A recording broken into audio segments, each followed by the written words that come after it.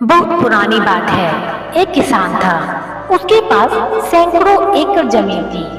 किसान बूढ़ा हो चला था। उसका एक लड़का था। उसका नाम सुरेश था। एक दिन अचानक जमींदार की मृत्यु हो गई। अब सारी जमीन की देखभाल उसके लड़के सुरेश के ऊपर आ गई। लेकिन सुरेश को खेती बाड़ी और मेहनत करना अच्छा नहीं लगता था। वो जल्द ही बहुत अमीर बनना चाहता था। तभी किसी ने उसे पारस पत्थर के बारे में बताया। पारस पत्थर एक ऐसा पत्थर होता है जिसे किसी भी धातु से स्पर्श करने पर वो धातु सोना बन जाती है। सुरेश किसी भी कीमत पर पारस पत्थर पाना चाहता था। उसने पारस पत्थर ढूंढने का बहुत प्रयास किया, किंतु उसे पारस पत्थर कहीं नहीं मिला। पारस पत्थर के लिए उसने कई लोगों से संपर्क किया, किंतु वो पारस पत्थर पाने में असफल रहा। आसपास के ठगों को पता चल गया कि सुरेश किसी भी कीमत पर पारस पत्थर पाना चाहता है। ठगों ने पारस पत्थर का लालच देकर सुरेश से लाखों रुपए ठग लिए। ठगों के बाद सुरेश ढोंगी बाबाओं के जाल में फंस गया। ढोंगी बाबाओं ने भी सुरेश को लालच देकर बहुत सा पैसा ऐंठ लिया। पारस पत्थर के लोभ में सुरेश को बहुत नुकसान हुआ और उसे अपनी कई एकड़ जमीन बेचनी पड़ी। सुरेश की पत्नी हमेशा उसे समझाती थी कि इन बातों में मत पड़ो। अपने पास बहुत जमीन है, उसी में खेती करो। मेहनत भी किसी पारस पत्थर से कम नहीं है। किंतु सुरेश को तो पारस पत्थर की ही धुन सवार थी। एक दिन गांव में बहुत पहुंचे हुए संत आए। सभी ने उन्हें अपनी समस्याएं बतलाई।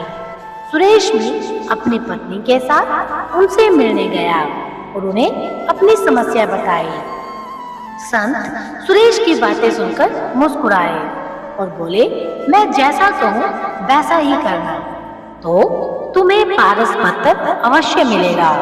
संत की बात सुनकर सुरेश बहुत खुश हुआ और संत से बोला, कृपया कर मुझे वो तरीका बतलाएं जिससे मुझे पारस पत्थर मिल जाए। संत बोले, तुम्हें केले की पेड़ की पत्तियों के नोक पर जमा सुबह की ओस की बूंदें एक बर्तन में एकत्र करनी है और जब तुम 5 लीटर ओस की बूंदें एकत्र कर लोगे तो मैं उसे अभिमंत्रित कर पारस पत्थर में बदल दूंगा। लेकिन याद रहे, ओस की बूंदों में तुम पानी मिलाकर धोखा देने का प्रयास नहीं करोगे। अगर तुमने ऐसा किया तो तुम्हारी पूरी मेहनत पर पानी फिर जाएगा और ओस की बूंदें पारस पत्थर नहीं बन पाएंगी। ये काम बहुत कठिन था। सबसे पहले सुरेश ने अपनी कुछ जमीन पर केले के पेड़ लगाए। केले के पेड़ धीरे धीरे बढ़ रहे थे, किंतु इतने पेड़ों से वो ओस की सिर्फ कुछ ही बूंदें एकत्रित कर पा रहा था। उसे लगा इतने केले के पौधों से 5 लीटर ओस एकत्र करने में तो उसे सालों लग जाएंगे। उसने फिर कुछ केले के पौधे और लगाए। इस तरह करते करते उसने अपनी लगभग पूरी जमीन पर केले के पेड़ लगा लिए। सुरेश अब इन केले के पौधों को पानी देता और देखभाल करता था। 2 साल की अथक मेहनत के बाद सुरेश 5 लीटर ओस की बूंदें एकत्र कर पाया और अत्यधिक प्रसन्न होकर साधु महाराज के पास गया और उन्हें 5 लीटर ओस की बूंदों से भरा बर्तन देते हुए बोला, साधु महाराज, आपकी आज्ञा अनुसार मैंने 2 साल की अथक मेहनत के बाद ये 5 लीटर ओस की बूंदें एकत्र कर ली हैं। कृपया अब इन्हें पारस पत्थर में बदल दीजिए। साधु महाराज बोले, सुरेश, तुम्हारी मेहनत सराहनीय है। तुम्हें तुम्हारी मेहनत का फल अवश्य मिलेगा। कल जब तुम आओगे तो अपनी पत्नी को भी साथ लाना। सुरेश खुश होकर अपने घर चला गया और पत्नी को सारी बात बताई।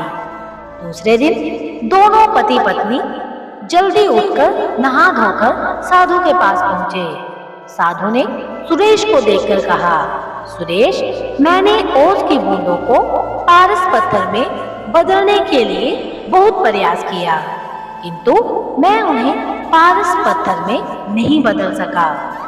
ये सुनकर सुरेश बहुत उदास हुआ और साधु से बोला, आपके कहे अनुसार मैंने 2 साल अथक मेहनत करके 5 लीटर ओस की बूंदें एकत्र की थी, किंतु मेरी मेहनत बेकार गई। आपने भी दूसरे लोगों की तरह मुझसे झूठ बोला। सुरेश की बात सुनकर साधु बोले, बेटा, मेहनत कभी भी बेकार नहीं जाती। तुम्हारी पत्नी के हाथ में जो पोटली है उसे खोलो। सुरेश ने उसकी पत्नी के हाथ में रखी पोटली खोली तो देखकर दंग रह गया। उसमें सोने चांदी के आभूषण और कीमती रत्न थे। साधु बोले, सुरेश, ये तुम्हारी मेहनत का फल है, जो किसी पारस पत्थर से कम नहीं है। सुरेश ने कहा, ये मेरी मेहनत का फल कैसे हुआ?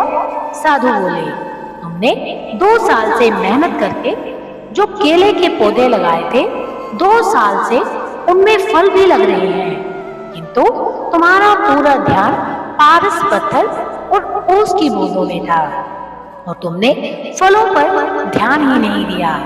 किंतु तुम्हारी पत्नी इन फलों को बाजार भिजवा दिया करती थी और ये सारे आभूषण और रत्न फलों की बिक्री से आए पैसों से खरीदे हैं। सुरेश ने मुस्कुराते हुए अपनी पत्नी की तरफ देखा और बोला, तुम सही थी जो हमेशा कहती थी कि मेहनत से बड़ा कोई पारस पत्थर नहीं होता। सुरेश साधु की तरफ हाथ जोड़कर बोला, आपने मेरी आंखें खोल दी। अब मैं हमेशा मेहनत करूंगा और पैसा कमाने के लिए कोई शॉर्टकट नहीं अपनाऊंगा। सुरेश अब खूब मेहनत करने लगा और अपनी मेहनत से समाज में खोया रुतबा फिर से प्राप्त कर लिया। दोस्तों, मेहनत से कुछ भी पाया जा सकता है।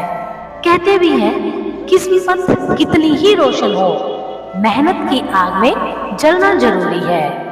मंजिल कितनी ही पास हो, कुछ कदम चलना जरूरी है। ये थी आज की कहानी। फिर मिलेंगे नई कहानी के साथ। तब तक के लिए अपना ख्याल रखना और ऐसी ही कहानियाँ सुनने के लिए चैनल को सब्सक्राइब और बेल आइकन को प्रेस करना मत भूलना और हो सके तो कहानी को ज़्यादा से ज़्यादा शेयर करना।